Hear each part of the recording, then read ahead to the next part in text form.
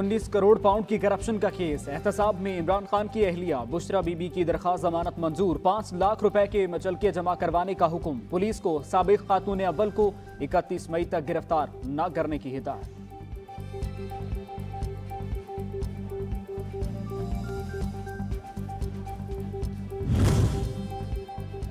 जमशेद चीमा और मुसर्रत जमशेद चीमा की MPO के तहत गिरफ्तारी। इस्लामाबाद हाईकोर्ट का आइंदा शरंगेज कार्रवाइयों का हिस्सा न बनने के बयान दहानी के लिए बयान हल्फी जमा करवाने की हिदायत। दोनों खिलाड़ी रहनुमाओं ने रिहाई के बाद पार्टी छोड़ने का ऐलान कर दिया।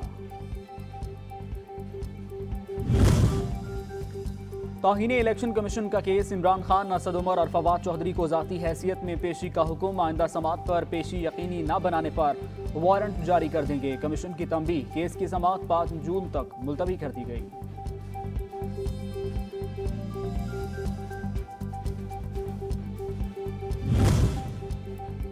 और अहले खाना से मुलाकात की इजाज़त और घर का खाना फराहम करने से मुतालिक असद उमर की दरखास्त मंजूर। इस्लामाबाद हाईकोर्ट ने मुतालिका हुकाम को हिदायत जारी कर दी।